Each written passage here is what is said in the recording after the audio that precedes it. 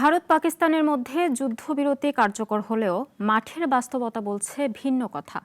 ভারত নিয়ন্ত্রিত কাশ্মীরের শ্রীনগরে বিস্ফোরণের জোরালো শব্দ শোনা গেছে। যুদ্ধবিরতি ভঙ্গ করা নিয়ে একে অপরকে দুষছে ভারত ও পাকিস্তান। পাকিস্তানের পাল্টা হামলার মাত্রা দেখে ভারত হতবাক হয়ে গিয়েছিল বলে উল্লেখ করেছে সিএনএন। তারপর যুক্তরাষ্ট্রের মধ্যস্থতায় শনিবার শুরু হয় ভারত পাকিস্তান যুদ্ধবিরতি। ভারতের অভিযোগ, যুদ্ধবিরতির পরও পাকিস্তানের পক্ষ থেকে হামলা চালানো হয়েছে। এতে ভারতের সীমান্তরক্ষী বাহিনী বিএসএফ এর এক সদস্য নিহত ও ৭ জন আহত হয়েছেন।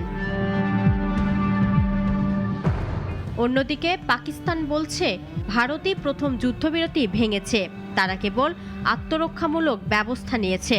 তবে কোনো পক্ষই নিরপেক্ষ প্রমাণ উপস্থাপন করেনি। যুদ্ধবিরতির পর অমৃতসরে জারি করা হয়েছে লাল সতর্কতা, বাড়ানো হয়েছে টহল ও নজরদারি। সীমান্তবর্তী এলাকাগুলোতে জনগণের মধ্যে আতঙ্ক বিরাজ করছে। কাশ্মীরে স্কুল কলেজ বন্ধ, সাধারণ মানুষ নিরাপদ স্থানে সরে যাচ্ছে। অনেকে বলছেন যুদ্ধবিরতি হলেও বাস্তবে তারা সুফল পাচ্ছেন না। ভারত বলেছে পাকিস্তানের এই হামলা সরাসরি চুক্তিভঙ্গ এবং এর উপযুক্ত জবাব দেয়া হবে। কড়া বার্তায় দিল্লি জানিয়েছে শান্তি চায়, কিন্তু দুর্বলতা নয়।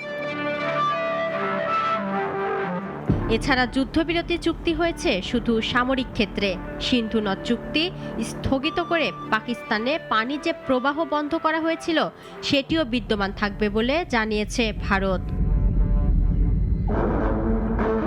বিশেষজ্ঞরা বলছেন যুদ্ধবিরতির পরই যেভাবে পরিস্থিতি উত্তপ্ত হয়ে উঠেছে তাতেই চুক্তি কতটা টেকসই হবে তা নিয়ে প্রশ্ন থেকেই যাচ্ছে। ইফফাত আরা মিথিলা, নাগরিক।